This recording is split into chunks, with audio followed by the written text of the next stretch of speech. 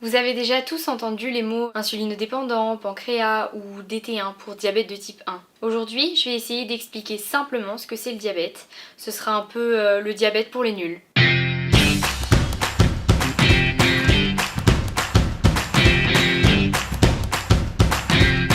On le sait tous, c'est compliqué d'expliquer simplement ce que c'est le diabète. Pour parler de diabète, nous avons ici une courbe montrant les valeurs extrêmes et la glycémie médiane. Ici, une parabole, puis une équation. Et puis il faudrait faire ça tout le temps. Donc je me suis dit que c'était bien une petite vidéo pour expliquer ce que c'est le diabète, à montrer aux potes, aux profs, à la famille, à qui vous voulez en fait. Le mot diabète, si on reprend l'étymologie, ça veut dire passer à travers. Ouais, je viens de dire le mot étymologie.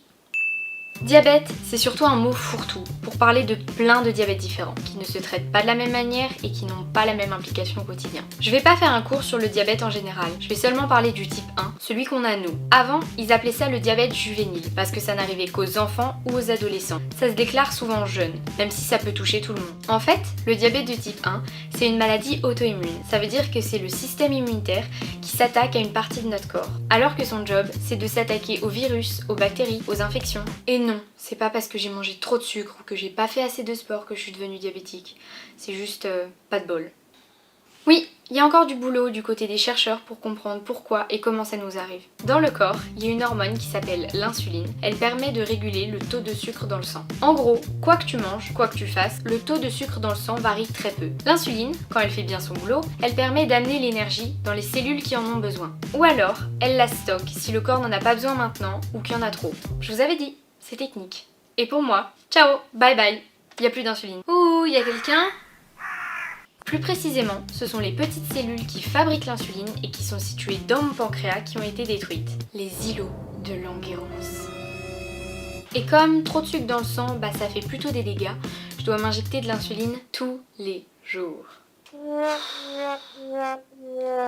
Certains ont une pompe à insuline, c'est un petit appareil qui délivre de l'insuline en continu. Et ça ressemble à ça.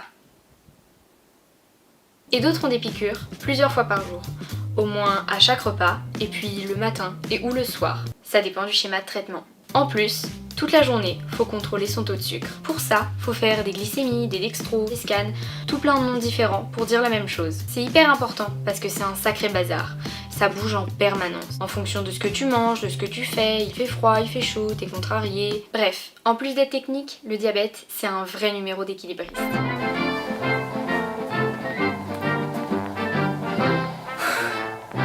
Voilà pour les bases. Simple, basique. J'espère que cette vidéo vous a plu, qu'elle a pu vous apprendre et vous faire comprendre des choses. S'il y a des choses qui n'étaient pas claires ou que vous avez encore des questions, vous avez qu'à nous les mettre dans les commentaires. En attendant, lâchez des pouces bleus, abonnez-vous. À la prochaine!